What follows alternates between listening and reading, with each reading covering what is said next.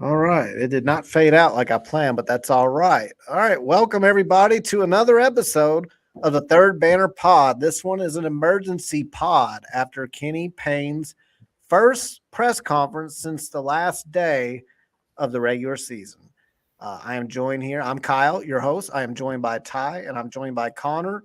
Ross might be joining us here in a little bit. Don't know where he's at. That's kind of Ross for you. He's a fly-by-night kind of guy. So he'll either be here or he won't. And I can predict Ross's whereabouts about as well as the weather can be predicted. So I'm not even going to try. Dude, Couch House made it here before Ross. That's crazy. Couch House already in the chat. He would do that. I predicted eventually the day would come where Couch House would beat Ross. Ross went to go buy a mattress somewhere. Yeah, Ross said he was going to get a bed. Mm-hmm. And long story short, I want a documentary of Ross's life where a camera just follows Ross around in his random escapades. But anyway, call it The Life of Ross. So why have an emergency pod tonight, guys? Well, I think we have a lot of opinions about the Kenny Payne press conference. I can tell you that I liked some of the things I heard. I really did. I liked that he addressed some of the things, and then other things he shared, I don't know. I felt very skeptical. Didn't really feel confident and inspired with some of the answers. So I feel very conflicted based on what I've heard. But what we're going to do is we're going to actually play we're going to play the whole thing for you guys, and we're going to skip some of the filler questions. I mean, let's face it, there were some really silly questions in there, and basically empty questions. So we're going to skip that, and we're going to go to the questions that had a little bit more substance. I don't mean any offense, local media, but some of you guys have better questions than others. It's a 41 minute press conference. So we really don't want to, hammer out 41 minutes worth and react to it. We'll be here all night. So we're going to go through the main points. Evening, Tron. Evening, Chris. Trent, good to see you in here. People filing on in. Ty, do you have that press conference? I don't see it on the bottom to click. I do. Let me go ahead and get that up for us. All right. And we're going. All right. There we are. All right. So we're just going to kind of get right into it here, guys. Ethan Moore. Oh, somebody said Ethan Moore was the only non-cornball. That's just the reality of it. Ethan did a great job of asking questions that we needed to hear and we needed answered. So I got work to do, if you understand what I'm saying. Coach, given the talent you brought in for the upcoming season, how much pressure are you feeling to hold on, stop it. More in line with Ross is here. Hey, Ross, hey, Ross made it. So I like your background, man. Where are you at? Is that all? I'm in my family room. Are you on your new bed, Ross? Are you doing the pod from the new bed? No, it's not my bed. It's my son's bed. Oh, okay. Cool. It's like a bunk bed, and the bottom's like a futon. It's like every 10-year-old's dream, Cool. So, Ross sounds tired. He's not as energetic as normal. No, it's hot in this house, and it's hot outside. So. Okay. Sounds like we need Weinberg on here, too. All right, let's go back to the very beginning since we only played a few seconds. Yeah, I'll rewind it here a few seconds. I think is this actually Ethan's first question, I do believe? Ethan's first question. I do want to say, before that, because this video actually starts a little late, Kenny Payne basically said at the beginning that he has not been addressing the media because he's been out grinding. Now, I don't know. It's like, can you take 30 minutes once a month to meet, or do you not have 30 minutes? That's a subjective thing. So I found that interesting. Not sure I buy that he had no time, but anyway, we'll go ahead and play. And yeah, we'll start with Ethan's question. In comment section, let me know if you need me to turn this up a little bit. I see Trent saying it's a little quiet. I turned it up a little bit, so we'll let it play for a few minutes. By the And, way, it is going to blare when certain people ask questions yes, because of a the lot of audio the difference. media don't have the greatest mics, so they'll I be a noticed- little loud. I thought And the it was just my computer preview, at that's work. his face when he talks about his wings. Okay, I thought let's it go was ahead. just my computer at work that was doing that, but glad to know that. Coach, y'all given heard the same talent you thing. brought in for the upcoming season, how much pressure are you feeling to produce results more in line with the baseline traditions of Louisville basketball, i.e., making the tournament and finishing the top half of the ACC? Great question. I cannot, in my mind, allow you to take that question to NCAA tournaments, to a number of wins. Listen, elephant in the room, guys. I know we got to win games. Every single time we take the floor, our job is to win games. But I am building a program. I am changing a culture. And in order to do that, I got to first get them to understand the process of winning. That's more important than, to be honest with you, just saying, let's just win this game. If I bring 9 new guys in this program and I only talk about wins and losses and not the process, how can I, in my mind, have sustained success? All right, somebody pause it. That's So here's my thing. Like, I love the question by Ethan. I did not like a lot of the questions. I felt there were so many softball questions in this, and some of them were just pointless. Like, there's a question later. I don't want to give it away, Tim Sullivan, but I can't wait till we get to that. Oh God, yeah, the Tim Sullivan question is. It's Tim- hilarious. But Tim Sullivan sounded like I do right now after putting a test He together. really did. He really did. so Kenny's answer, I didn't like it. I did not like it because I understand what he's saying about building a culture, but here's at the end of the day, you have to have concrete goals. And we have not heard a single concrete goal from the beginning. And that's been my biggest issue. How do you set goals? How do you prepare a team for success if there's no end game, if there's no concrete goal at all? And that's what I don't get. I don't understand why we dance around that. I feel like he was offended by the question, but I mean, what is it that you think we're trying to do here? I mean, he comes from the program. He's not an outsider. And he also was at UK. He knows damn well that at UK it wouldn't fly to not make the tournament, and that's how the fans think. So I didn't like the answer. There are things Kenny said during this interview that I liked. This is not one of them. We need a realistic, concrete goal. Like, we have to aim for something. Just saying like we want to get better, and he acts like rebuilding takes forever. It just doesn't, and that's my opinion. I'll sum it up there. I just like I don't get it. What do you like? He says he's building a culture. Yeah, that's fine. Building a culture also includes winning. Like, Yeah, They're synonymous. I'm in agreement there. I mean, I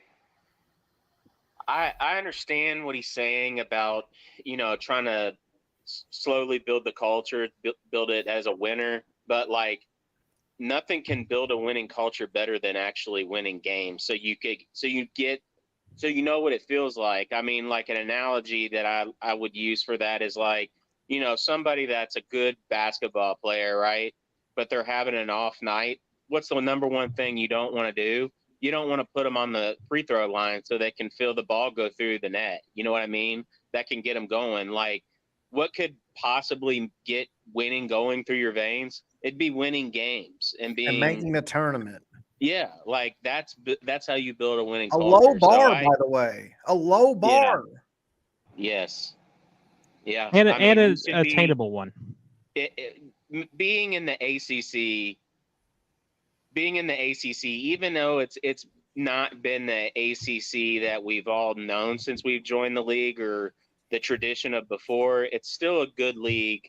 And it should be easy to come out of the ACC and be a tournament team.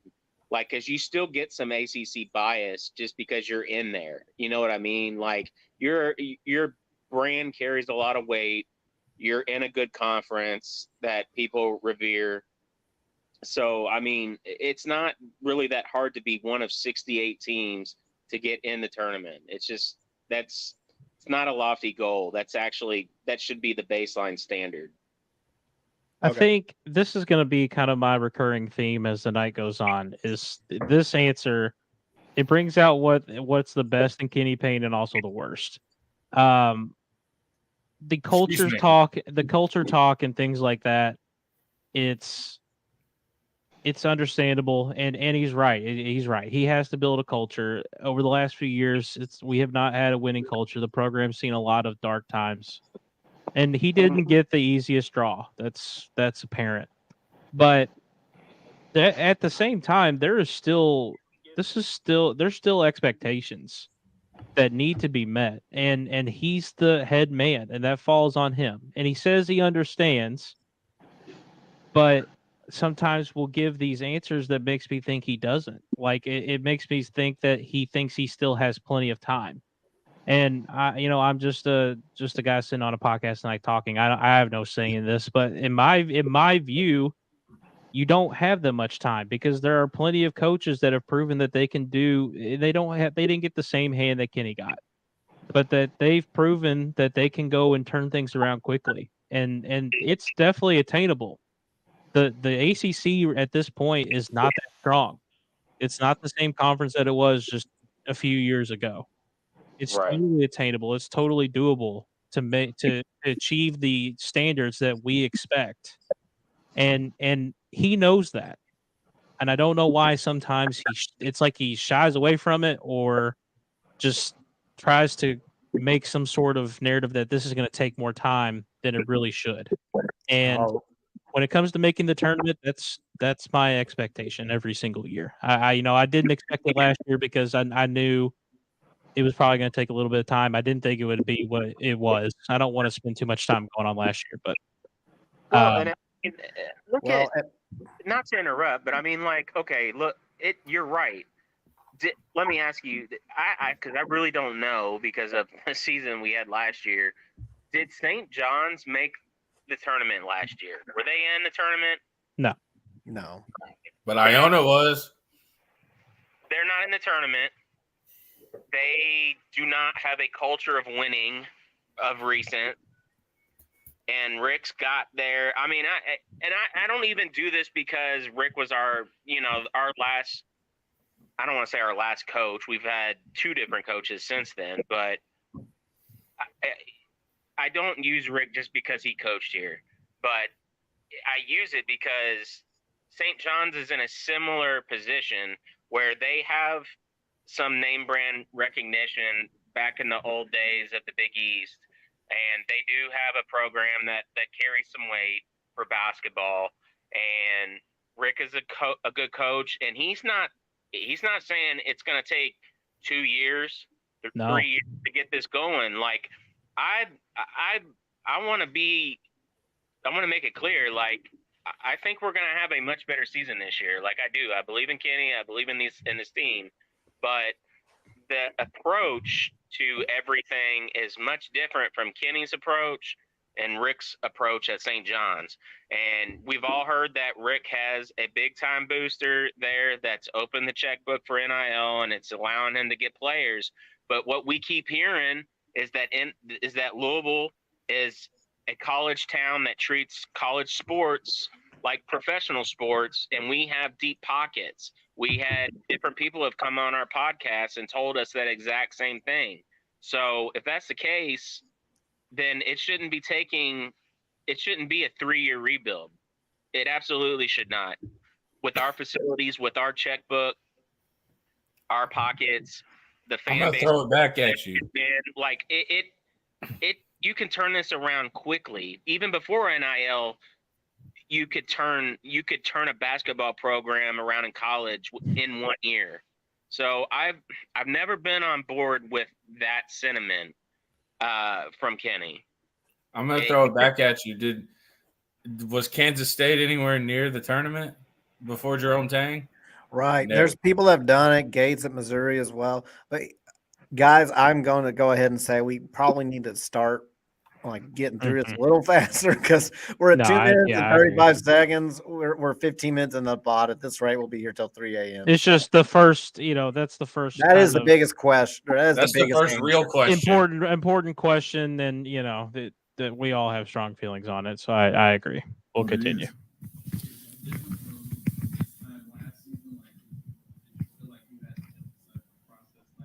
No I can't hear question. a damn thing. I didn't The know. mics are terrible. To answer your question, how many games we will win. But I did know that if we don't know how to defend, if we don't know how to pass the basketball, if we don't know what togetherness is, if we don't have chemistry, how can we ever talk about winning? That's a part of the process. So I'm establishing a culture, trying to build chemistry amongst young people who don't know each other, or kids that are coming from hard situations that's been in the program. To be honest, and we talked about this last year, and you know about this, they believed there was a black cloud over the program. Young people believed there was a black cloud over this program. Well, how do you get them out of that mindset? That's a big part of what I had to deal with. How was it for you getting out of that mindset? I mean, there was a lot of urgency when you came in March, and had We can to skip that question. talk guys into sticking around and trying to convince guys to come here. How has it slowed down for you? Hadn't slowed down. It's changed a little bit. Last year I inherited a bunch of guys. You inherited 4 guys. And there was a cloud. I ain't gonna say a black cloud. That cloud was a ruling from the NCAA. That's no longer here. That you said would not be a like big I said, deal to start when you were off with, hired. I believe we've made a big step in the right direction, bringing the type of players that we need to have in this program. Now it becomes, we got to educate them on how to be one, how to be together, have to educate them on what Louisville basketball is, truly what Louisville basketball is. And to be honest with you, 2-3 nights ago, the first game that the TBT event was happening, we went to the game, and they could see fans cheering for hustle plays, cheering for guys that were older, cheering for guys playing unselfishly. And we came back the next day, and I had our video guys break down the clips of those games. And that's Look a good at how they thing. played, even though they're I like older, that. they're good Best basketball players. scene in years. And look how the fans responded to them. That's what this program is built on. Look at how many people was at that game. And to be honest with you, some of them were shocked. They never imagined there would be 6,000, 7,000, 8,000, whatever was there. Those fans were there supporting. That's sad, man. We used to average 20,000. Can you talk about the That was actually one of my favorite parts of the press conference. It was one of the better things that I thought Kenny said, and bringing the team in to let them see that, to see the fans and their reaction to just basic hustle plays and getting after it and not backing down. And that was one of my favorite parts of the presser, to be honest. That's the only good part. I was a little confused there. Was he talking about the team attending the TBT games this week? Is that what he was saying? Yes. Okay. And then he had them break down, like make video and break it down so he could share with the team later. I mean, I think that's awesome. Like, yeah, I agree. I totally agree.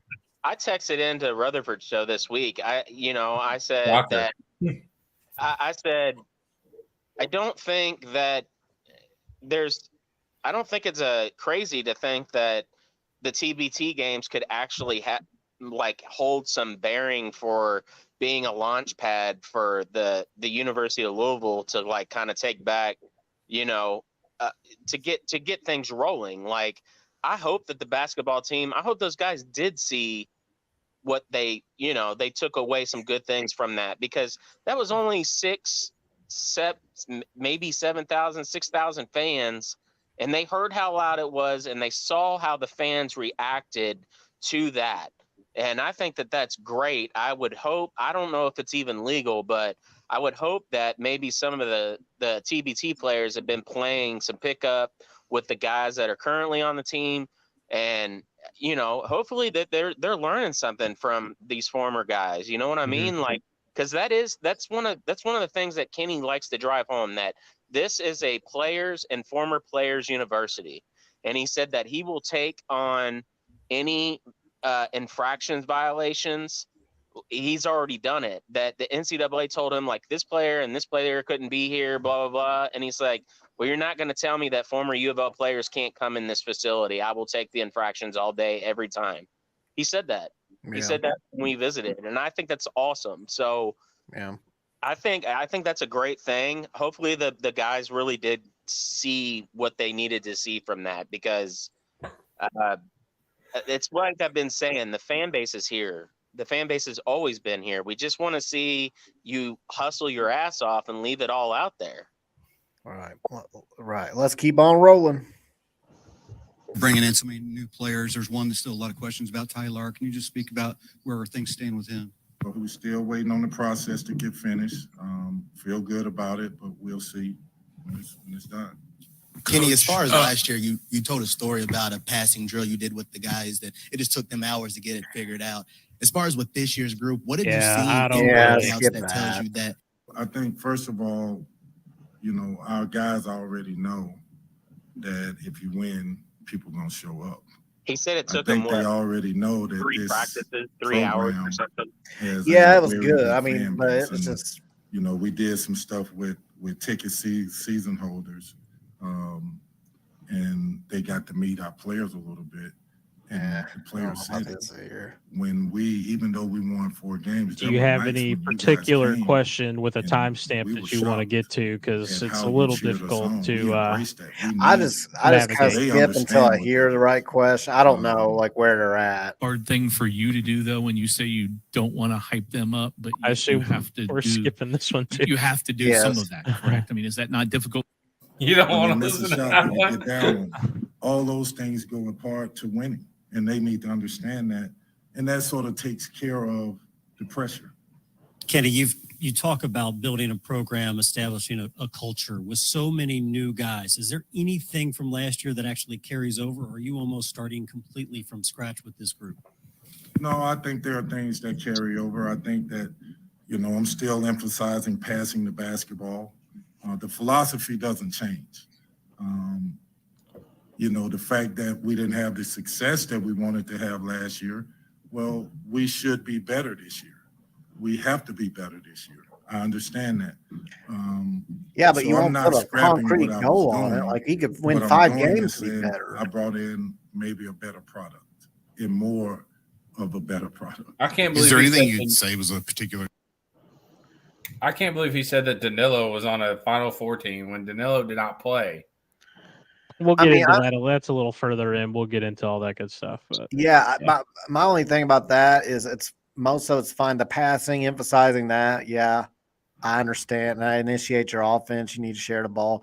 But I get a little confused at some of the stuff he says when he says, we know we have to be better than last year. You have to be a lot better. But the only way for the fan base to know, and the players, actually, don't even worry about the fans. The only way the players know how much better you want them to be is to set a standard. And he gets really kind of cagey when you try to talk about, well, how many wins is the bare minimum? Like, what are we looking at here? And let me tell you, I mean, as a leader in any field, if you don't give your people a concrete goal to achieve, and you just say, well, I want you to work on these things and a culture and build these things. But what are we building? Like, we can work on improving our building skills, but if we don't know what it is we're building concretely, then we're still kind of lost. It's like, so players may have completely subjective ideas of what successful season is. One player may think, well, I'm going to get to the NBA. That's a successful season. I don't care what happens. Another player might think, well, all we need to do is win like twice as many games as last year. That's 8 games. Another player, 8 wins. Yeah, that's what I'm saying. Or that's 8 wins. Yeah. And another player may say, we need to make the tournament. Another player may say, we need to win a championship. So how do you get all of these players on the same page without a concrete, like, end game here? That's my thing about it. I mean, I hear what you're saying, Kyle. I think the competitive side of every player it's going to be for the player itself and the mindset, it's going to be to win games, right? It's going to be win games and win championships. So I see what you mean, but my thing is, from as the head man himself, that has to be a focus. It has to Right. be a That's all I'm focus, saying. and it has to be the team needs to understand that. Look, we're and this again. This is what I'm saying. This is one of the best things about Kenny, the person. He talks constantly about loving up the players and and being like essentially Sounds like like a a father former figure football to coach. and it's one of the best things about Kenny, how he can be that like that father figure for a lot of these kids. Um, and I do think that makes him a great leader in that sense. However, the basketball side of this discussion needs to be results, and I don't hear enough about the results. And yeah, let me clarify. Yes, all the players want to win as many games as possible. But what I'm saying is, what is acceptable? What is the acceptable bare minimum? And if you don't set that standard as the coach, the bare minimum, like, and if you don't make it concrete, like, yeah, Coach Payne, I hear you about improving, about wanting to, develop a mindset to improve. But at the end of the day, the problem with that is you can spin that any way. You can say 5 wins is improvement. You can say 7 wins is improvement. You can say 4 wins is improvement if we beat 4 really good teams and we barely lose all the rest of our games, unlike last year when we got smoked most of the time. You can Just by argue 1 that's point. improvement. Just by So the 1 point. question is, what is the minimum goal concretely these players need to aim for? Not that they don't want to do better than that even, but what is absolutely unacceptable here? And we can't get that answer. Well, I'll say this. I mean, this is not me being sunshine pumper, okay? How many other coaches actually come out and concretely say preseason what you're going to? The most thing I can think of that normally happens, whether it's football or basketball or baseball, a coach will come out and say, our goal is we're going to win the conference championship. We're going to win the conference. And, Right. Okay, so if he was to come out and say that, would people not just think that was just like coach speak and he would be getting ridiculed for that too, right? I think he could use a little coach speak. You know what I mean? Just a little bit. I mean, maybe, but nobody's going to take it seriously after a 4-win season, right? No, well, so, Ross, it's not about unfortunately for him, after winning 4 games, there's not going to be a great answer after winning 4 games until you prove it on the court. That's my point. But there are worse answers. There are worse answers. The answers you probably shouldn't say, in my opinion. And I think other fans feel the same way. It's like, okay, we just want to hear hey, we understand. Honestly, all Kenny has to say is we understand the goal here needs to be to make the tournament every year. That needs to be our goal. We'll do everything we can to make the tournament. We'll work every day to make the tournament. I would be happy with that. Anytime you bring the tournament up, he gets annoyed like that. And if he gets annoyed by it, to me, he thinks it's too lofty of a goal. I feel like he thinks it's too lofty. I think that he gets intimidated by the idea of us wanting our basketball team, a top 8 program of all time, to make the tournament. Because if you listen to Ethan's questions, he gets mad at Ethan for asking the question. I won't say mad, but he gets cagey. You can see it. He doesn't want to narrow down a specific goal. And I mean, I don't know. I just can't get on board with a bare minimum goal. I'm not saying we need to win exactly this many games, but a bare minimum goal, we have to win at least this many. I don't know.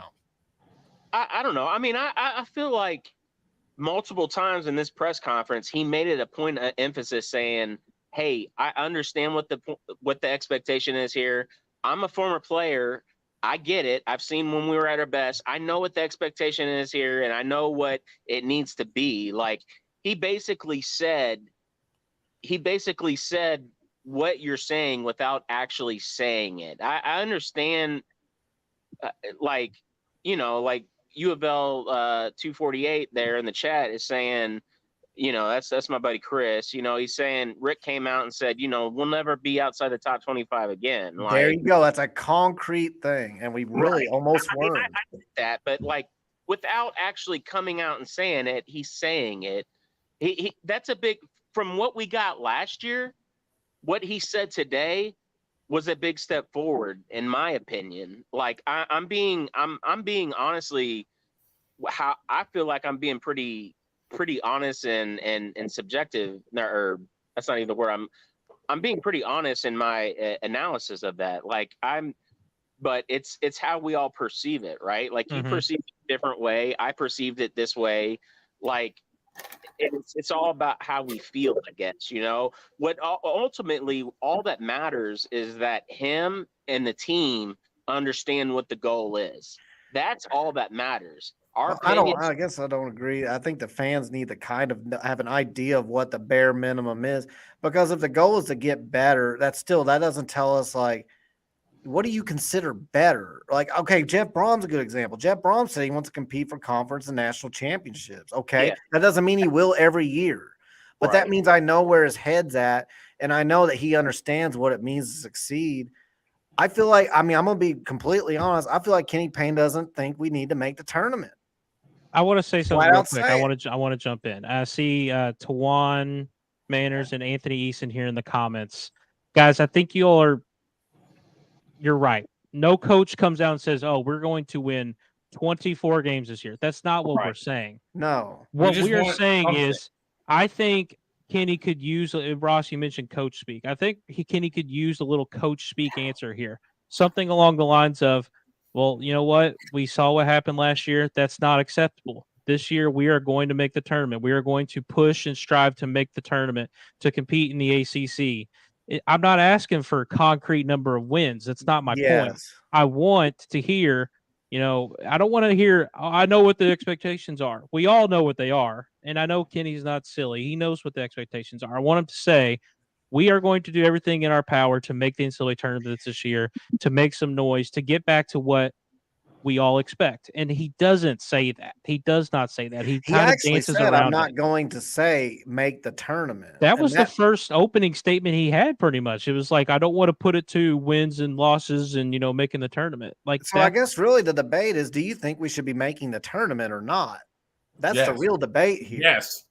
We should make the tournament every year. That's where I'm coming from. Maybe all my concrete, like we need to have a set goal. That's really what are we trying to make the tournament this year or are we not? That's really what I want to know.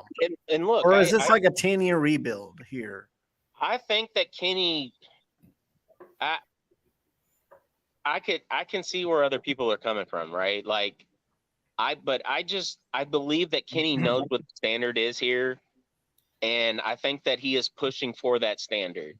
And maybe you could make an argument that he is buying himself some time, but not by not pinning himself down in the comments that he's saying, right? Like, that honestly might be smart from his perspective. Okay. So by doing that, it could be a win-win because he's setting the bar low, and no matter what happens this year, like if you set the bar low, right, then it'd be hard for these guys and this coach and this staff to underachieve, right? Mm-hmm. So yes, I think he could be buying himself some time. Like I don't disagree with that, but I don't for one second think that he doesn't understand what that standard is. He knows he heard it, whether he says it later on in the thing that I don't even know who has been saying what about me. I'm sorry. I don't believe that. He hears everything because he has guys all in his ear that are his friends, guys that are boosters. He hears it. Like, he knows, and he's a former player. He knows what the standard is here. That's part of the reason why he took the job, because he wanted to bring the standard back. So, well, that's actually an interesting part of the interview, but we'll have to get to that part. Because I thought he contradicted himself kind of on that part, but we'll just continue to go on here. We'll play a little bit. We might have to skip a few parts that we really want to talk about, but we'll move forward. Take away from a year ago, or anything you wish you would have done differently right off the bat?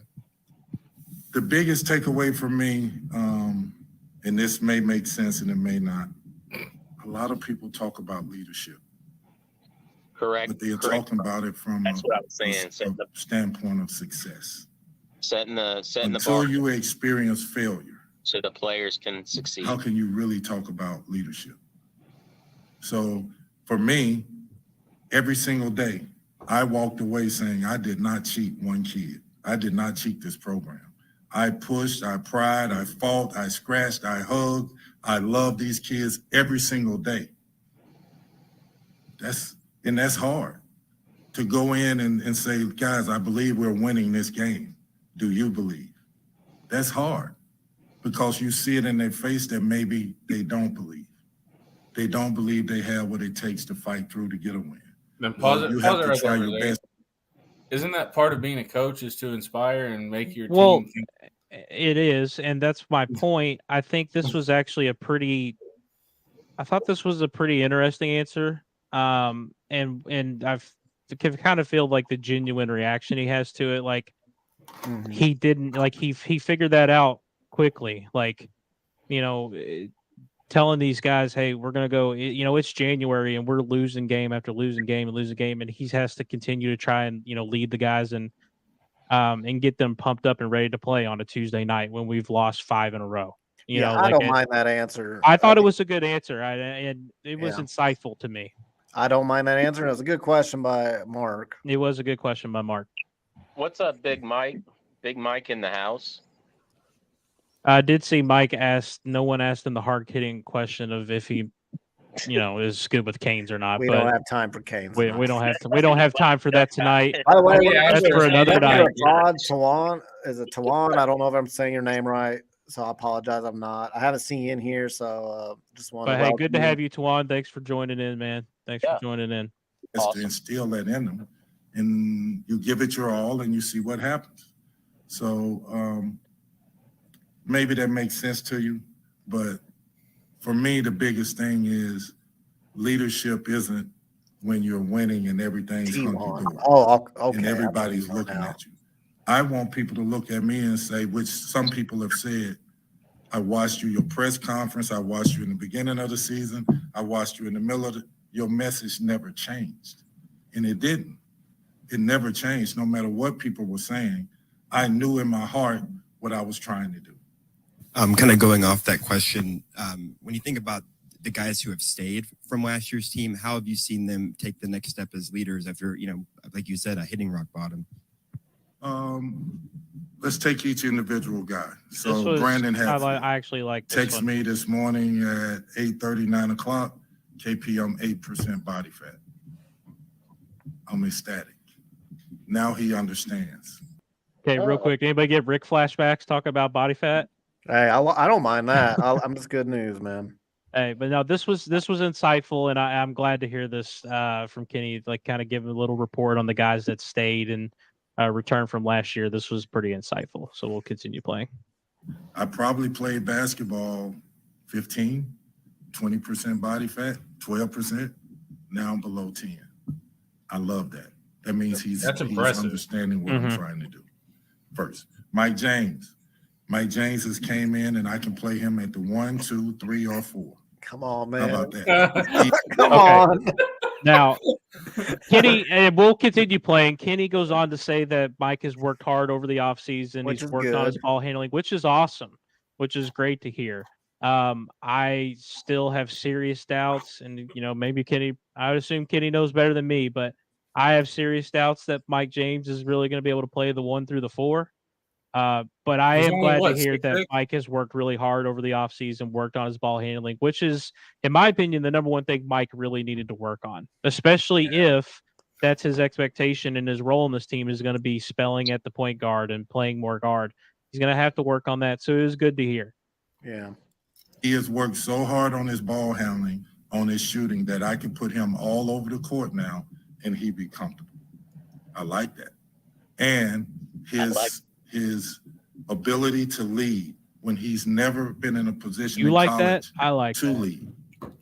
Now he's vocal. Now he's dragging guys along and telling guys, stay away from this. We can't do this. We got to eat right. We got to train right. Go harder. That's leadership. Emmanuel came in here and it was like a fish out of water. He was trying to just see what this is, college basketball. And then he worked hard. He has his injuries. It was a setback. And then he worked hard in this summer and he goes to Canada and he performs. and people look at him and say, wow. The people from NBA Africa say, wow, he's gotten better. I like that. I like that. JJ, no longer am I watching him hold his head down when he misses Put a that shot. on a T-shirt. I'm watching him now have the confidence Kenny Payne likes to that. pass it, to just play basketball, knowing that his success is predicated on how he digests energy. Energy. I got to give energy every single second. So my son, Zan, struggled with conditioning. Today he passed the conditioning test. And the conditioning test, to be honest with you, impossible. So he passed it. There's a little bit of a funny part at the end with Zan, but there's some good tidbits in there. I like I said, I don't believe the thing with Mike James playing the 1 through 4. And Trent, I see your comment that you think he could play 2 through 4. I think if we're ever at a point where Mike James is at the 4, we are in trouble because I don't think I'd rather him play the 4 than the 1. I think we're in trouble, but especially with all the additions of the wing spots. I mean, I'm glad he's improving, and I'm glad he's more versatile, which is the goal. You should become more versatile if you can. The more versatile you are, the better you are, as far as the harder you are to defend, for lack of a better term, and the more you can create for others. But I think there are limitations, and I don't know. We'll see. I hope he's right. I'd be very surprised if he could effectively play all 4 positions and be an impactful player. I think as a 3, he would excel personally. That's just my opinion. And then he can pull off the 2 maybe if he's improved some. There were some issues there. I'm more concerned about Mike James' defense after last year, which I didn't hear Kenny Payne address that. So we'll just have to hope he's working on that. He did say at the beginning, he said, we haven't done any defense. We've only done offensive sets. Okay. Well, hopefully it comes later. Defense obviously has not done anything. Well, hopefully it comes later. Rick used to do defense first and then offense. I don't care which one, as long as you try to improve on both, I guess. But we'll keep going. Can I ask y'all something? This is just me personally. Can you see my whole head, or do you see like half my head? Bro, I see the P behind your head. I see a whole head and then like head. a bunch behind it. Okay. All right. That's just what I'm making sure. Go ahead. I mean, what happens when you see progress? Have my question. My wife and daughter would say I'm still grumpy. Well, I don't need that. Okay, this is the mood. This is the mood question from Tim Sullivan, I'm pretty sure. So Tim Sullivan asked him if he's sleeping well. Skip.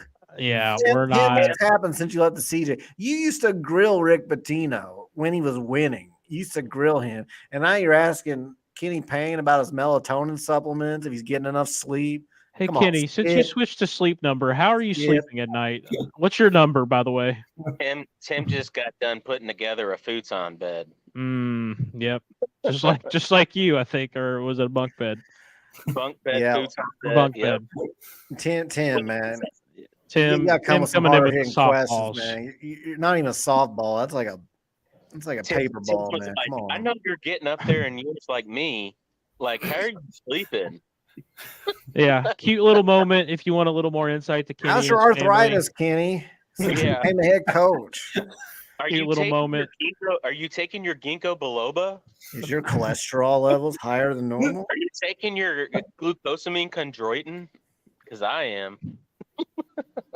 Is your erection lasting longer? Never mind. Let's continue. Okay, yeah, we're done there. We're moving on. But if anybody wants to hear the mood question, look for about 1508. By the way, this video is from Card Crunch, I believe, is a Crunch Zone, whatever. Crunch Zone. So shout out to them for the video. Shout out to the name we just butchered. Yeah, shout out to them for taking this video. Somebody.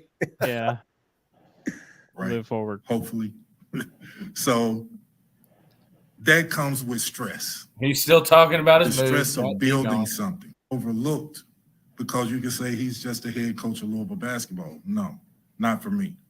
That's not what I inherited. That's not what this is. For me, this is I give this my all, my heart, because I don't want to let any of you guys down. I know what this looks like when it's fixed.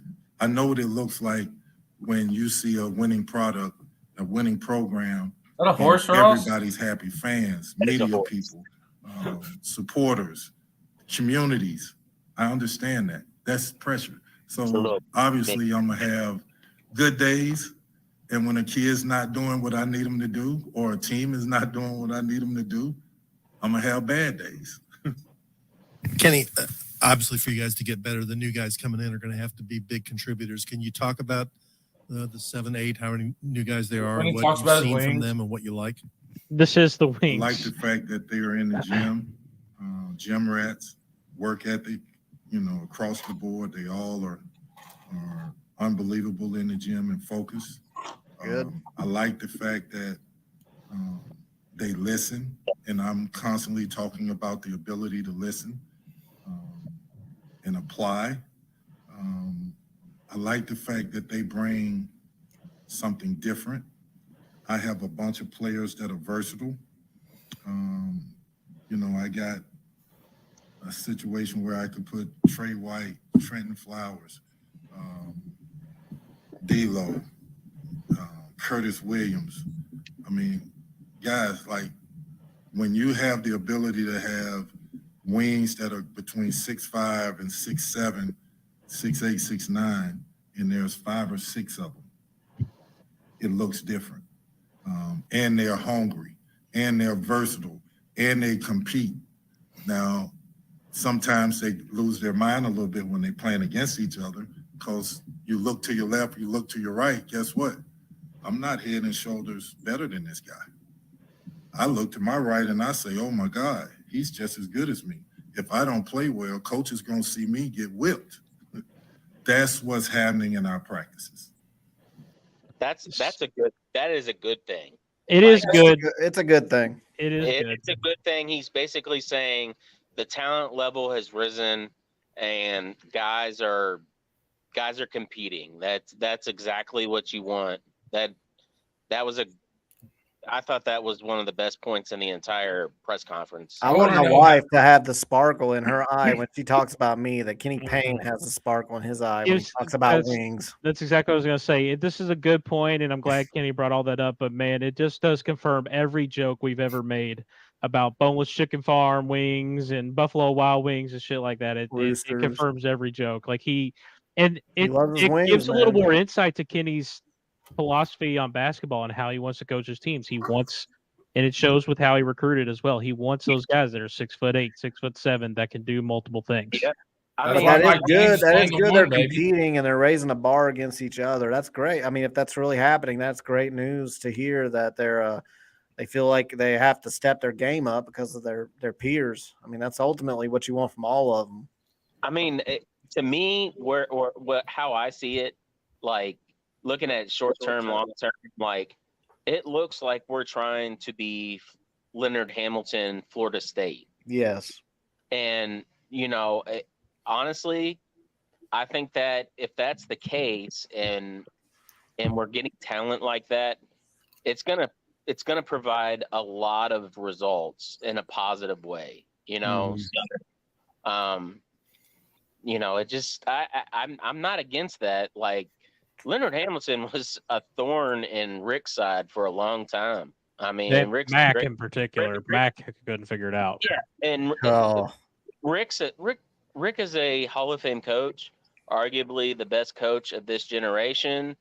And there's something to be said, like talent can win you a lot of games, man. And those mismatches like that those are important.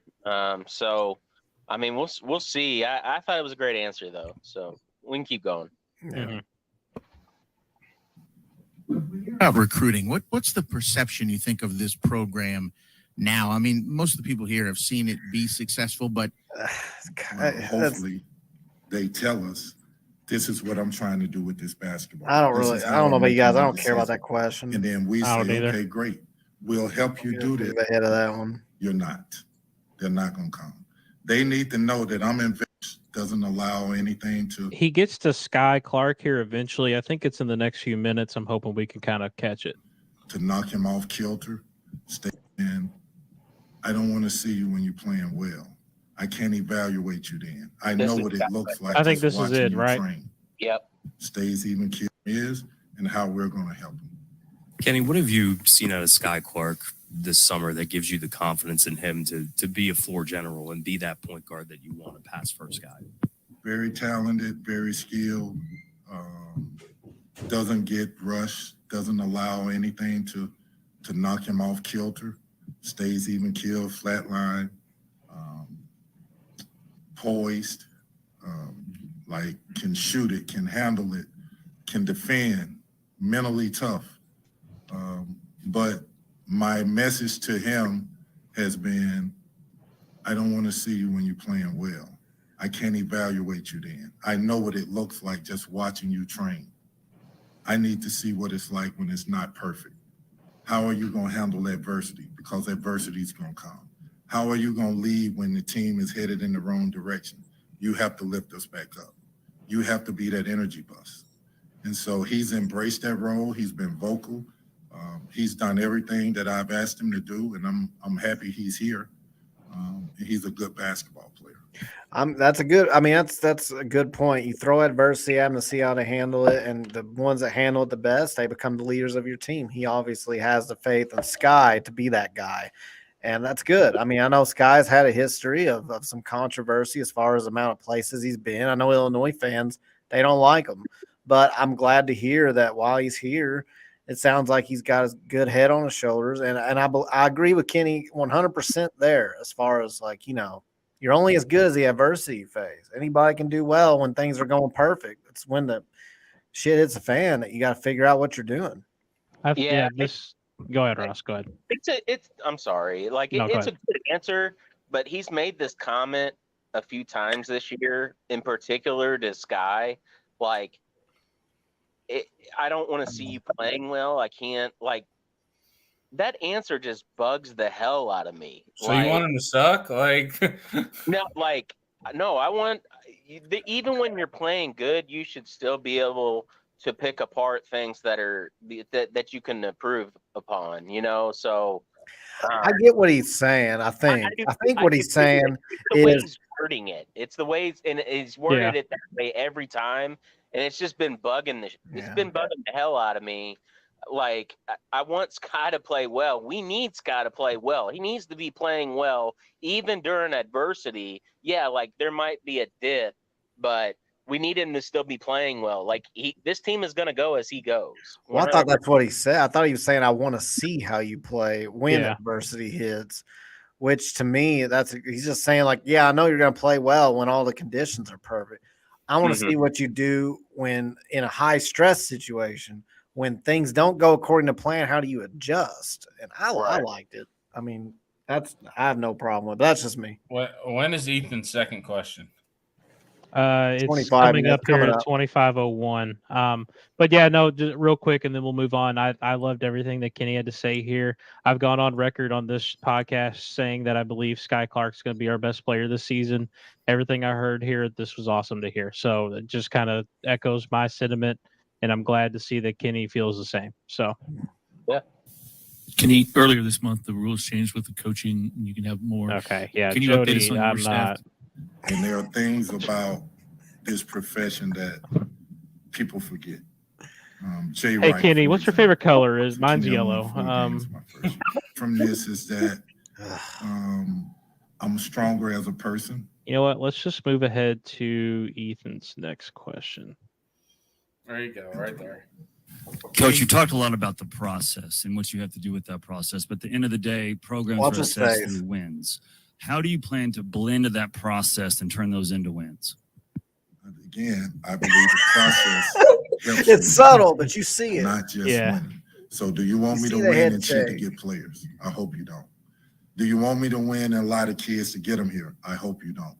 Because then you can win for a year and you'll lose a year.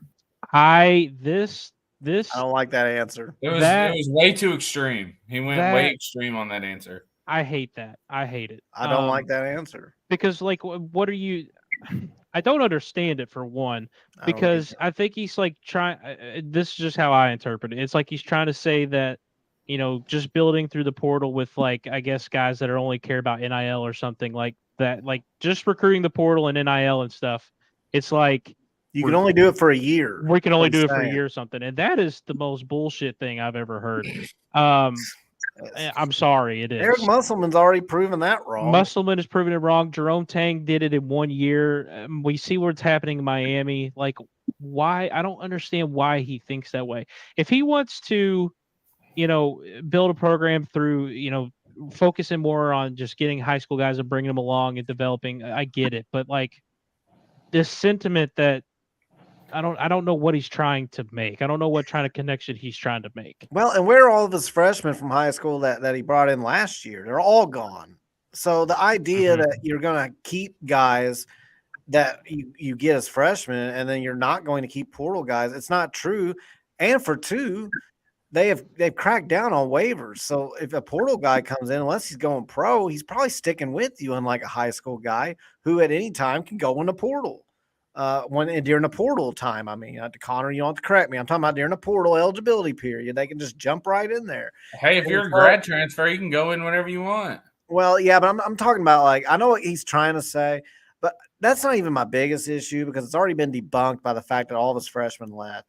But the bigger issue I have with it is I don't understand why he thinks you can only succeed for a year by getting instant impact guys.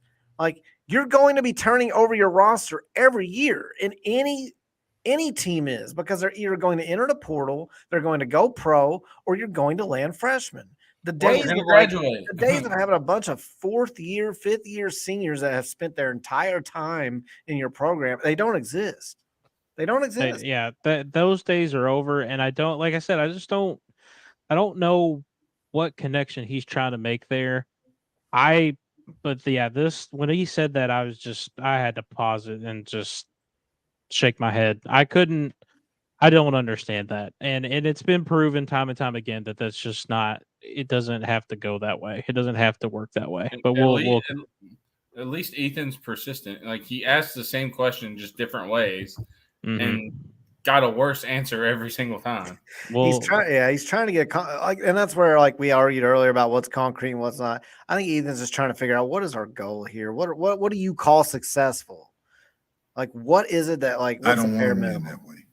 I want this program to be good every single year. And in order to do that, the process of telling kids the truth, the process of working kids harder than they've ever worked in their life so that they appreciate the work ethic, the process of doing everything in this program that's needed so that they feel good about being at Louisville, from the way we eat to where they sleep, to how we train, to the truth that we tell them, to making them play basketball and work on their games in a way that they never even thought about before. Then I believe when you get that first, that's called development, and you bring them together and say, okay, the last part of winning is be one. Be just as much about the teammate as you are about yourself. And like, he brings up all those different things, and I don't feel like that has anything to do with what his original point was to the question. No. Like, I feel like this is just being how I interpreted Kenny's answer. I feel like Kenny was trying to say he doesn't want to live and die by the portal and have roster turnover every year, and he wants to build it, and he wants to kind of do it the old-fashioned way, right? That's how I at least interpret it. Me too. And all this other stuff doesn't apply to anything. It doesn't apply to that. Like, you can be good every year by doing exactly that, just going through the portal and building a team every year. And honestly, I think that's just that we're here at that point in this stage in college basketball where that's just how it's going to be. I just feel like he thinks it takes 3 or 4 years to get your culture in place. You're not bringing in and I feel like he's saying, like, hey, I can't bring in a bunch of portal guys because then they're going to leave after a year and it's going to take me 3 or 4 years. Okay, hypothetically, let's say it takes you 3 or 4 years. Well, then what do you do in 3 or 4 years? Is it going to take 3 or 4 more years? I don't understand this idea that, like, you can't have a continuous culture and bring guys in and out of the program every year because everybody else is doing that. Everybody. Every successful team is doing that. In the Elite Eight, I think all of the Elite Eight teams, I didn't even go back to Sweet 16. It could go all the way back there. But I know all of the Elite Eight teams had a ton of, like, turnover and transfers in and out of that program. So except FAU. Well, except FAU, you're correct. They had But FAU was the one experienced exception to team. that. They were the one exception. No, And but they I said had a every lot of young team. You're players. correct. FAU is an exception. But are we going to be the 1 out of 8 exception? And I'm not even saying we have to make the Elite Eight. I just want to make tournament. But my point is the most successful teams consisted of, besides FAU, consisted of a lot of transfer portal activity. And do you think they're just going to suck this year? No. I doubt all of them do. I bet a lot of them are as good, if not better. Or do you think that they just don't have like core values as a program either? Because like everything he's telling me, he talks about his core values that he wants in a program, and I respect that for him. I respect that from him, but that doesn't apply, and it doesn't matter to what I think he was originally trying to make as his point. Right. And you're not Ross, bringing I want to hear Ross's perspective, but go ahead. Let me Connor. say something Go before ahead. Ross, because it'll be 15 minutes before I get my point in. Come on, man. He's not bringing in 6 high school guys every year. Like that's not the way this works now. You have to have experience from the port. Oh, Kyle left. You have to have experience from the portal to blend with the high school guys that you want. So when you're looking at recruiting, you can't just bring in, I want these guys and they're going to build my culture through the next 2, 3, 4 years. Because if he's bringing in the guys that he wants, they're going to be one and done anyway. Mm-hmm.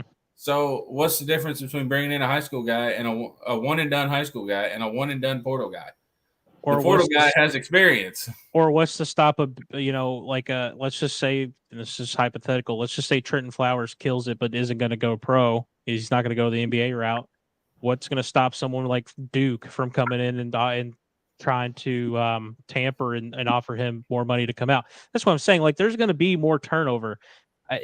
He's probably going to make another bunch of additions for next year's team already as is. That's just how this goes now. It's not like 2004 where, you can recruit your freshmen and they stay through their senior year. That's not how it works anymore. And your transfers have to sit out a year. Mm-hmm. Now this I will say is probably a sunny side up opinion. That's fine. I want to hear your thoughts on it. So me, but I believe that Kenny knows exactly how this needs to go and how it needs to play out.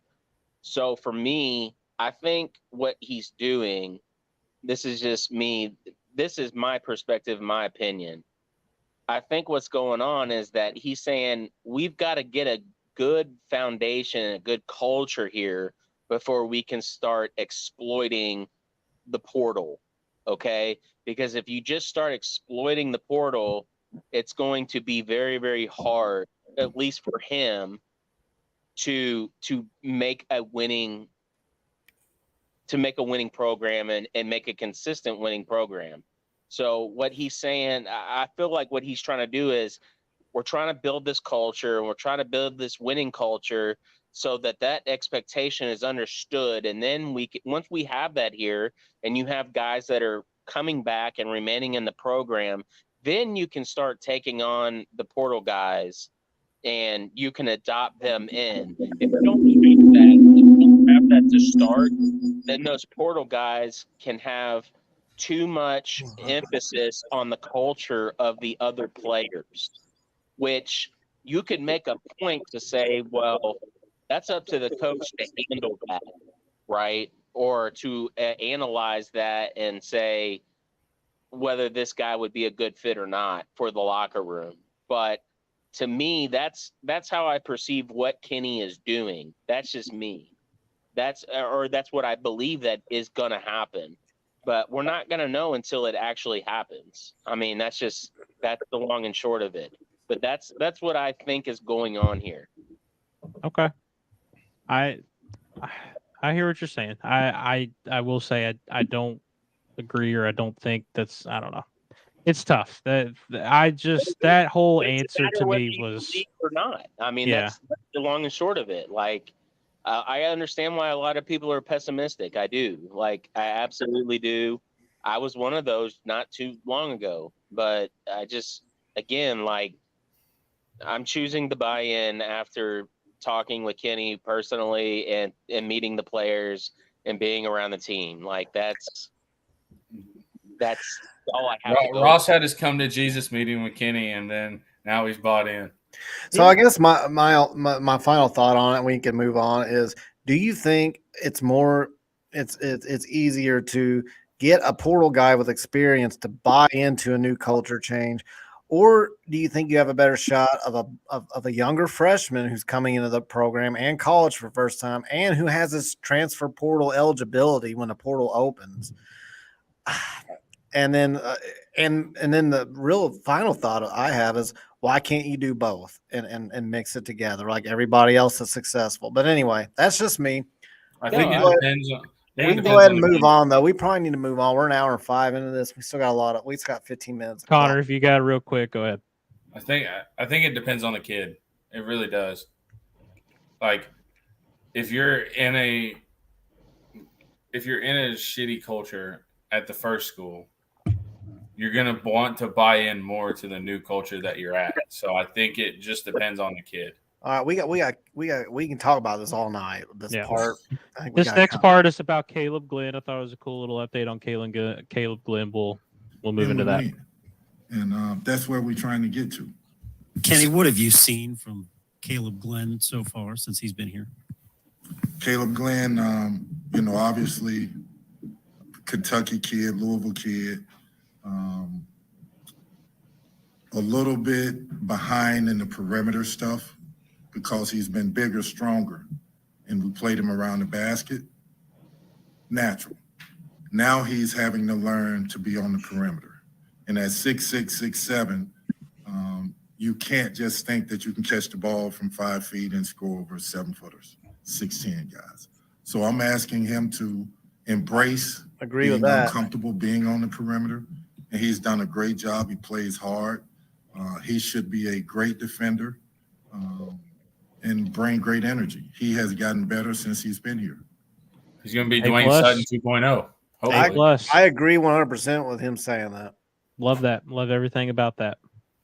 And what we can go ahead and share, like we got tipped off this morning by one of the guys in our Discord that Caleb Glenn yesterday in particular, all the team had really good hard practice.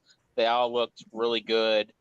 Caleb had a really good practice, and Kenny and the staff are very, very high on him, and they have high expectations for him this year.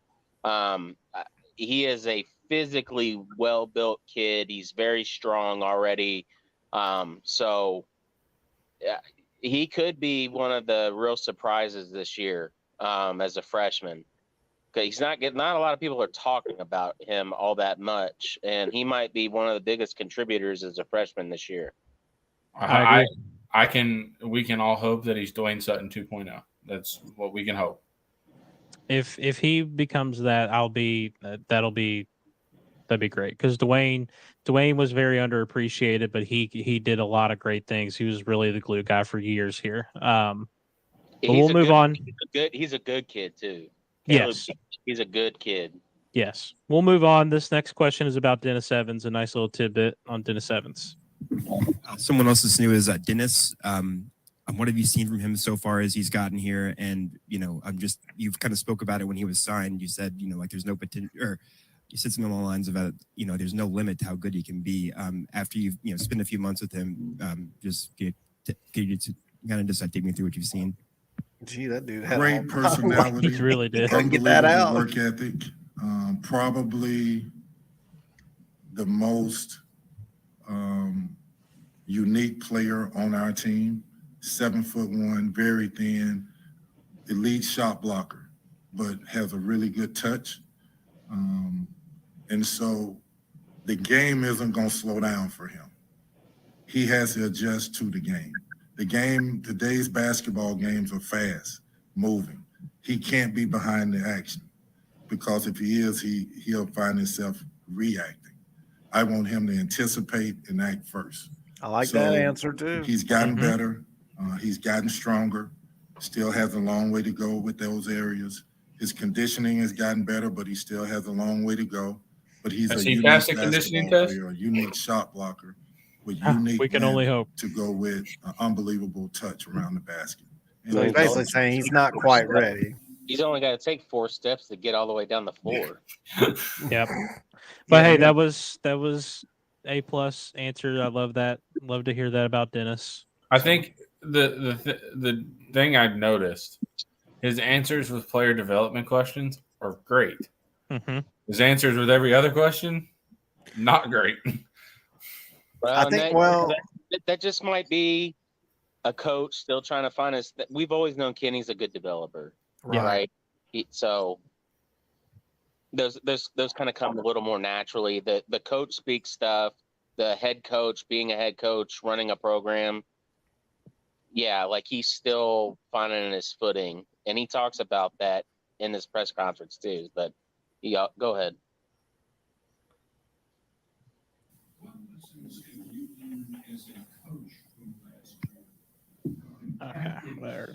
I don't even know what they said. What have you learned from last year? Hopefully, a lot. To try to take all these things into account. Well, I think, last year we inherited players, but we also inherited a schedule that was daunting. Now I feel like it's the first step where we can have our imprint on the schedule. It wasn't done before we got here. I think we have a competitive schedule. I think that's important that we play competitive teams that are really good, but it's also important that we play teams where we learn about ourselves. I think we have a good mix of both, but I also feel like it's only a good mix if the players digest it a certain way. So many times we worry if we do schedules based on TV and money and this and that. That's not important. How do these players digest? It's pretty important. The schedule. TV and money is pretty important, Kenny. So I think we've done a good job with that. Ken, is there any? It is important. So I mean, I think I don't have like a huge problem with what he's saying. He's strictly me either. He's strictly talking about his kids and his team, but they are important. But I don't have. It's not a big deal. But it was just a weird answer to me. Like you may not like it, you may not prefer, but it's like it's kind of like I don't know. My job field marketing is not important for me. As far as getting these random people in here, I think are difficult to take care of. But I mean, that stuff because it generates our revenue. So it only helps him. It only helps him is getting Louisville on national TV and in big games on ESPN and all that good stuff. So we'll continue. I'll move up to 32-14. He talks about we talk about the TBT and Freedom Hall a little bit. I listen to every piece of criticism. I don't. You mentioned the impact that the game go back a little bit because I got a point about this part here. Better. Ken, is there any criticism in year and change on the job that you feel like's particularly been unfair about you? To be honest with you, I don't even know who's criticized or what's been criticized. I really don't even dwell in it. I try to focus on the young guys, the players, helping them get better.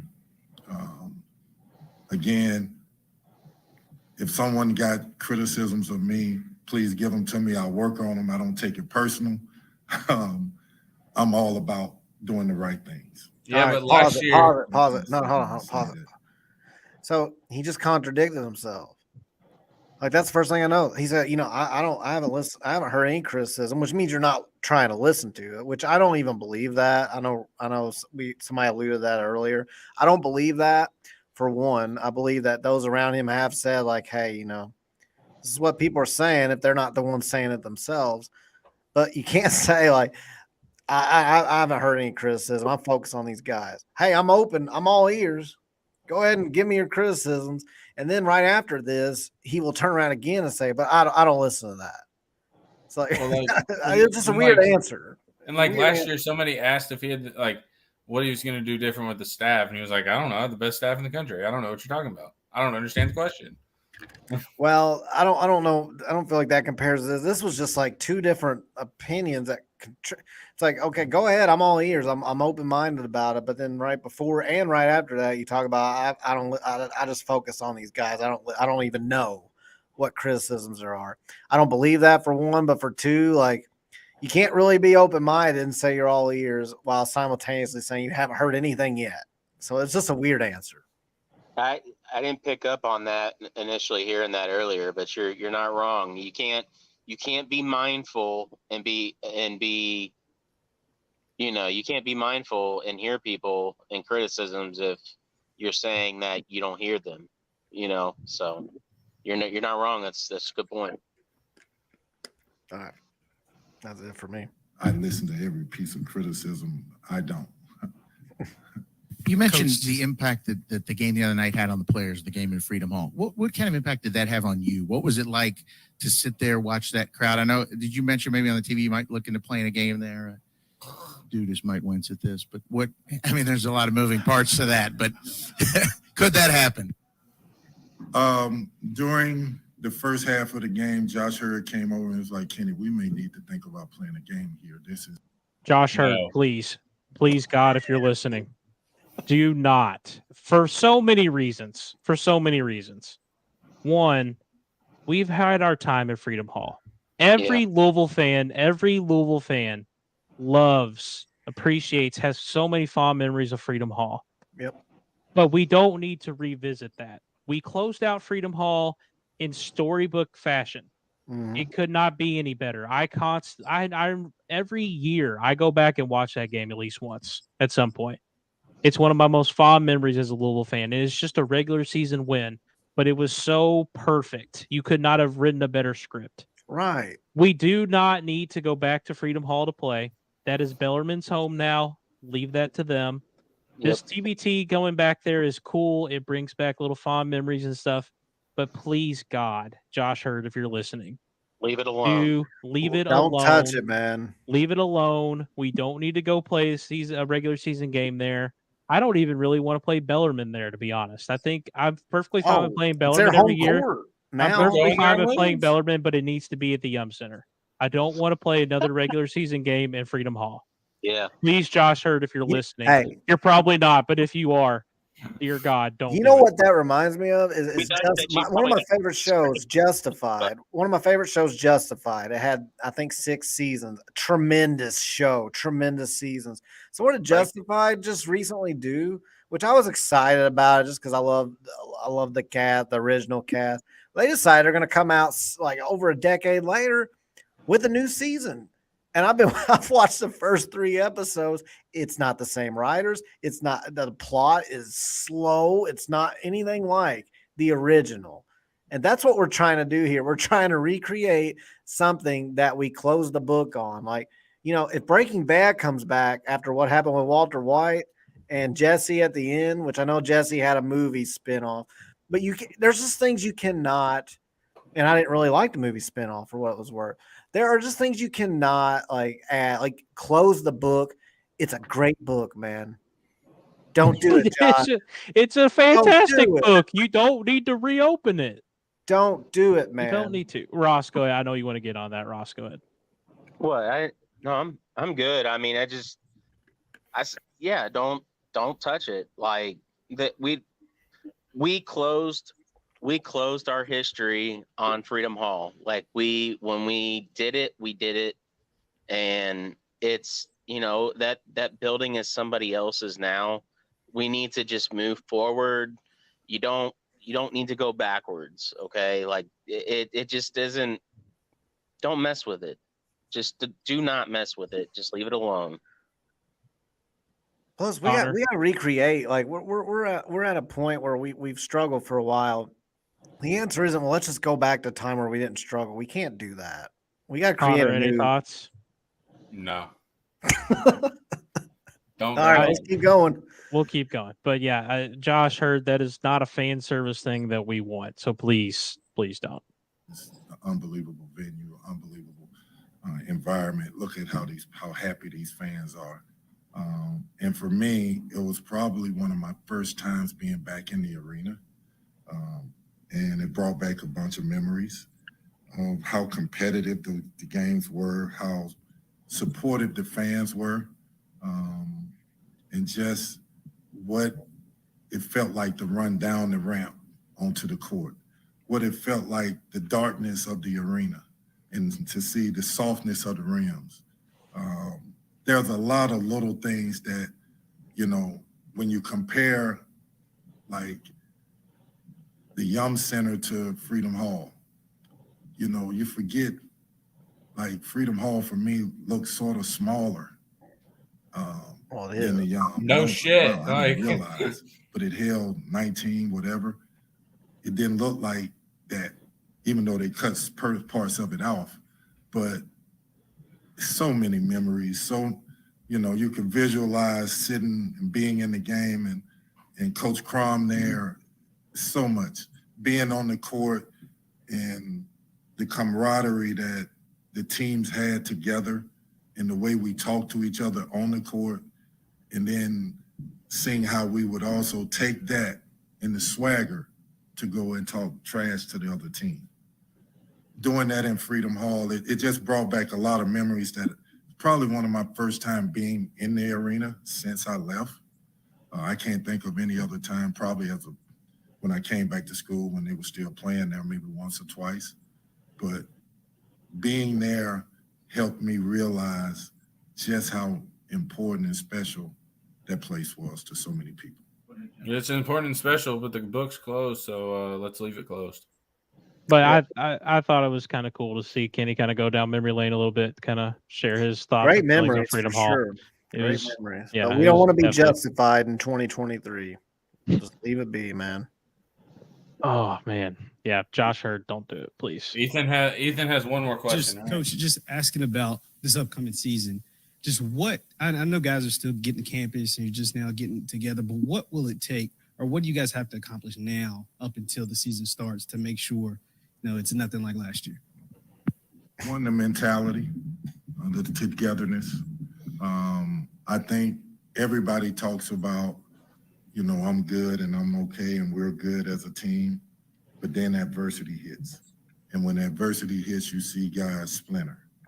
So it's going to happen with this group as well.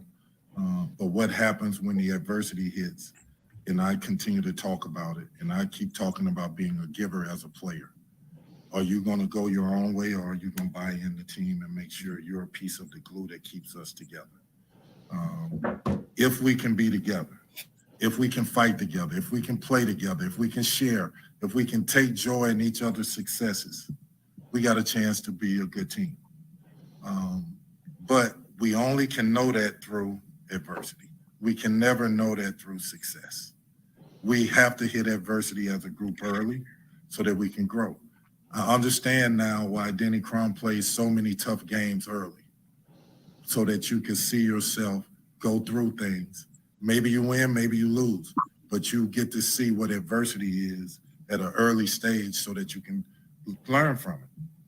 Now that you have your guys here on the roster, what do you What's up, Jeff? What do you want to see Welcome in back, terms buddy. of just results? What do you want to see from your offensive and defensive philosophies? Let's start with defense. Again, I have 13, 14 guys, right? So I went from one extreme to another extreme. The first extreme was I had to play guys that no matter what, if they didn't buy in, you had to be on the court.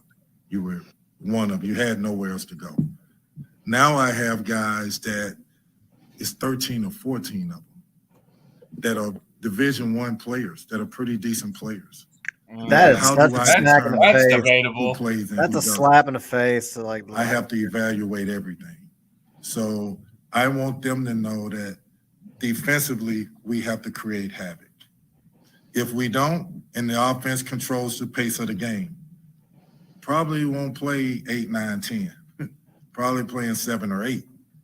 But if you create havoc and you control the tempo and we push it, then now I can play more numbers. So that's first. Defensively, we have to be very, very good.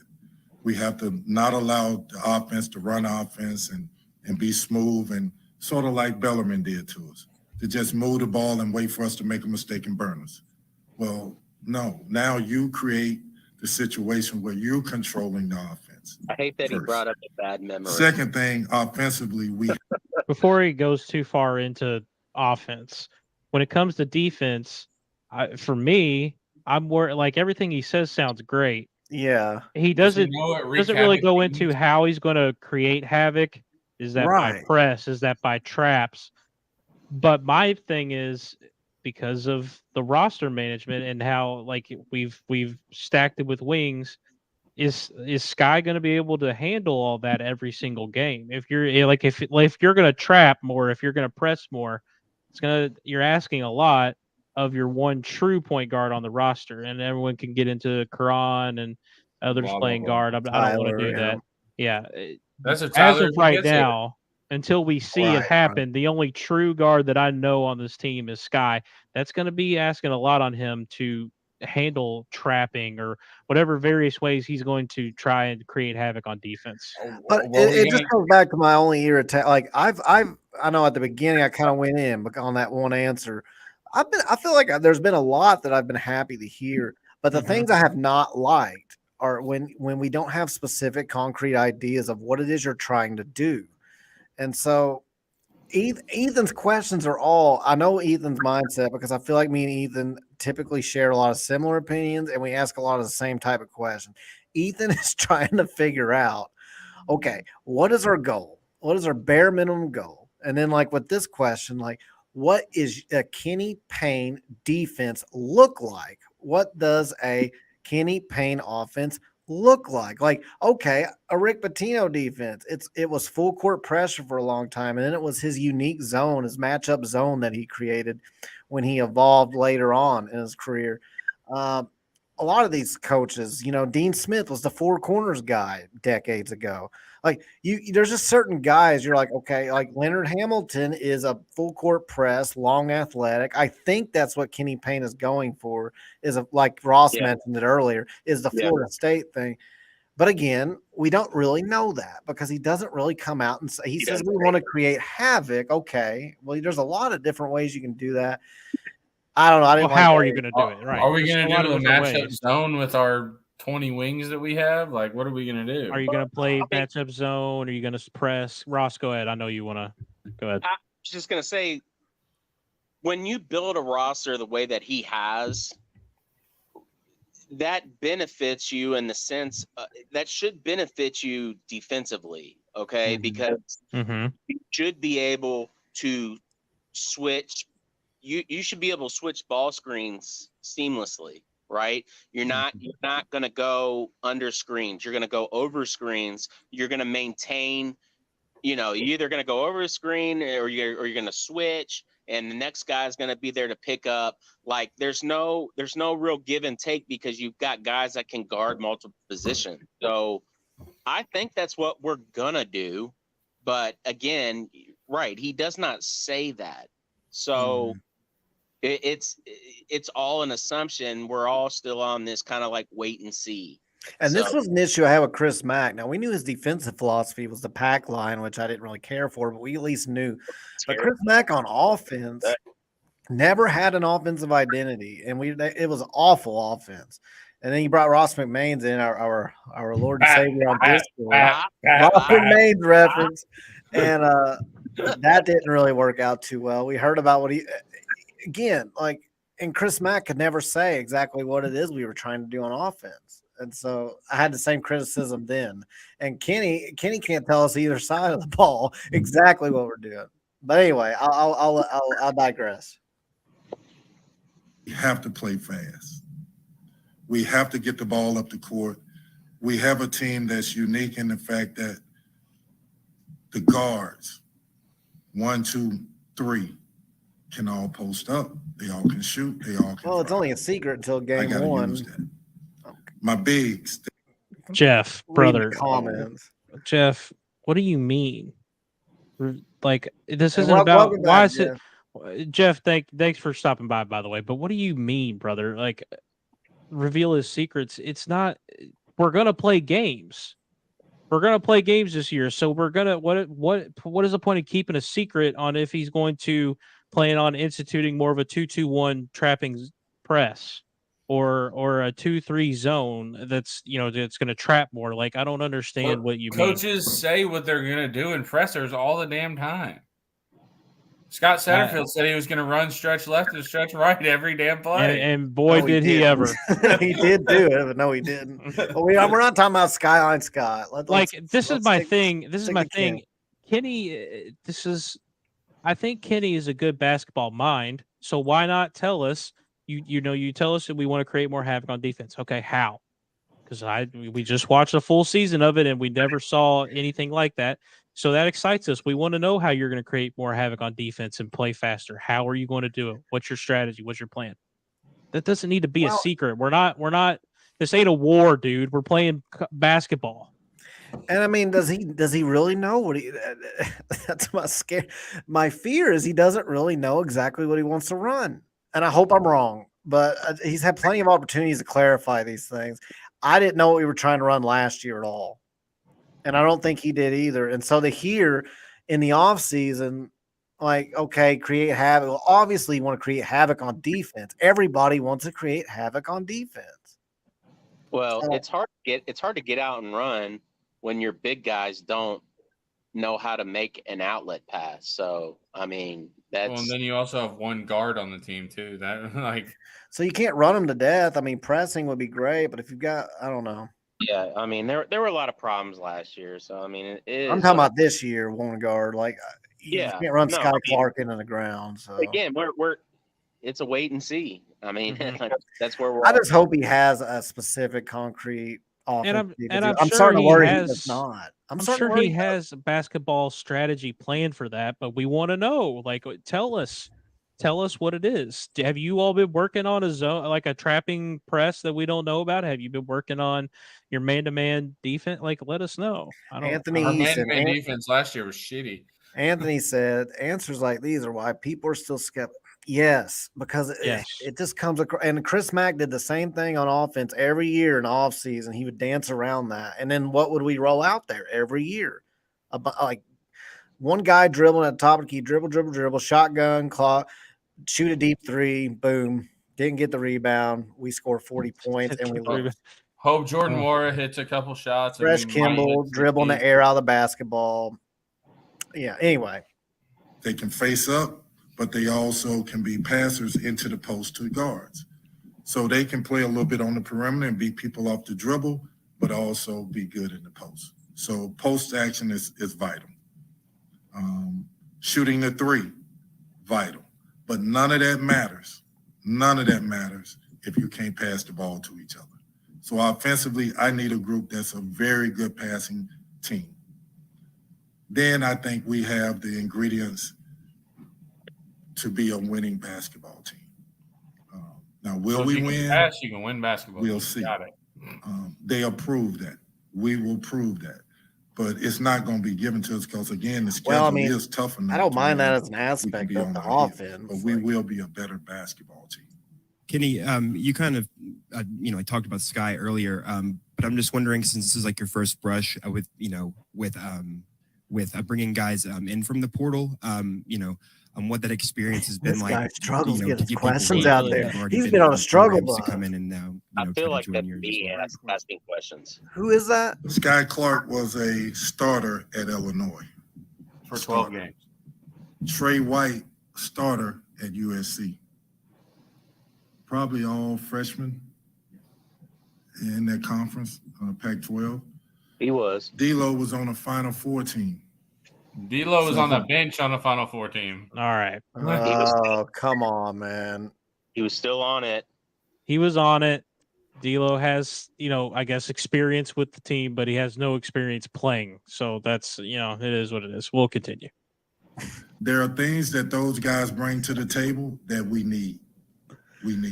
We need guys that have been starters, that are talented enough to come in this program and be starters, but also guys that come from winning programs. So all three of those guys come in with from winning situations. So they understand what it is, the sacrifices it takes to win. So I'm happy about the transfer.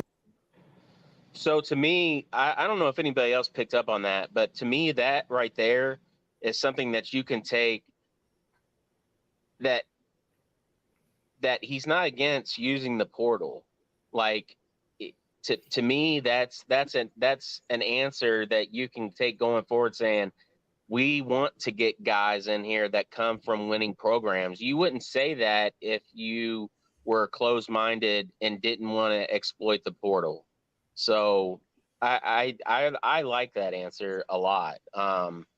You know, again, I think it goes back to what I was saying earlier. I think he wants to get a foundation set of where the culture is stronger than anybody's behavior or what's the word I'm looking for? Their character, or what what am I what's the word I'm looking for? I'm having trouble. Their past experiences. Yeah, past experiences. They're, you know, that way none of that stuff that person can bring in can overrule or outweigh the culture that's already established. That's what I think is going to happen. That's my opinion. Okay. We're almost came in here because of that. And they're hungry to be a part of this and to help this program get back to where it needs to be. So I'm ecstatic about that part of it. And he goes on to say they're hungry for Raising Cane's chicken. That's how he finishes. I doubt that. I doubt that. Don't give me any white people chicken. Give me some food with real taste. I think that's the final. I think there's one more question. Can you actually, talk about some of the season ticket holder events you guys had, considering not only what this program went through last year, but the years preceding that? Do you get the sense from talking to fans that they have enough patience for the process that you are? Pause it right now. Hold on. I feel. Well, I had to talk to Ross for about 2 hours, so I know he's going to be there, but I don't know about the rest of them. True. Feel like they do, but you know, for me, is I think they are thirsty for success. Does that mean that they're thirsty to win a championship? Probably. Are they thirsty? They want to see progress. I know, probably. Right? To me, that's the way I look at it. When they talk to us about what they love about this program, it's been hurt so long, and we sometimes overlook that. It's been 4 or 5 years of constant, oh my God, what's next? I got to make sure that there's a stableness to this program, that there's not hiccups in the road, so that people know that there won't be what's next. Now the what's next is basketball and winning, not a scandal, not somebody does something stupid. There won't be that. So I think people will support if we're stable as a program, and they know we're doing the right things. They'll support us. Yeah, they'll support us if the process is headed and gearing toward winning. They have to see that. Easy to say they can't see it now because we haven't played. They hadn't seen the new product yet. Yeah. But I believe that they will support us when they see what we're doing. Well, and that's a good answer. Okay, so my overall thoughts, and I'll let y'all kind of go, and then we'll get off here. It's been an hour and a half already. Overall thoughts, he did acknowledge that, you know, we're starved to win, and he did address that, hey, you know, that is the overall goal. He had some good updates on some players. He definitely acknowledged the part of the fan base that, you know, he said winning cures that. I liked all that. The things I did not like, the main thing, the theme that's recurring throughout his entire tenure thus far, he's just not specific on anything as far as, well, this is what to expect. I don't think you can succeed on the court without an established identity, without a direction and a landmark, for metaphorically speaking, to point to. This is what it looks like. This is what success looks like, and this is how we measure it. If those two things aren't clear and concrete, and you can develop your culture while you do that. That is not a separate thing. And I feel like he continues to try to separate. First, we have to develop this culture before we can win, and that's going to take years, and then we can start winning. And I don't understand why you can't do both. And in fact, winning, the quicker you can win, the more your players are going to buy into your culture as well as this fan base. So they go together. They're not. We don't need to separate. Like the only way that you win with a horrible culture is if you just cheat all the time. So just basically say, okay, we're going to do it the right way, and then do it together. Like your culture that you're trying to establish, you can do that. So get a more clear picture of what success looks like, what you're trying to run, and implement your culture at the same time. That's my 3 points. You guys can take it away. Let Ross go so he can say his. No, I just like I get the player development piece was great. Mm-hmm. Thank God that we got something on player development. But like you said, we got no concrete evidence or answer of what expectations are this year. Every coach in America will come out and tell you what their expectations are, except Kenny. Like coaches will set their own expectations, which is fine. Fans are going to set their own expectations, and players are going to have their own. But if you just come out and just tell us what your expectations for the season are, that'll calm some nerves in the fan base. Yeah, I don't want to like echo everything there because I kind of agree with you guys. Talking about the fans and concerns, Connor, like I agree. We in particular this podcast we've kind of mentioned and talked about how we haven't heard enough from Kenny over the last since the end of the season, and the fan base we have a lot of questions, and I feel like some today he kind of answered and some he didn't. We definitely want to hear more on his plan and his attack to turning this around. And trying to ease those questions and concerns. Some things he did, some things he didn't. It was an up and down press conference, up and down. There's some good, some bad. I agree with mostly everything you all said. But yeah, we'll have to see. The season isn't too far away. We're just a few months away, so we'll see how it looks come October. I ultimately my thoughts are is that, Kyle, I hear what you're saying, that I wish that he could embrace doing all these things kind of all at once and letting them all like catalyze and be a symbiotic thing to where they can all kind of feed into themselves. But the fact is that we have a guy that's never been a head coach before, and he's having to baby step it, basically. And I know that we were told that wouldn't be the case, but that is the case. Well, that was always my fear, is that it would be the case. And that's what I see.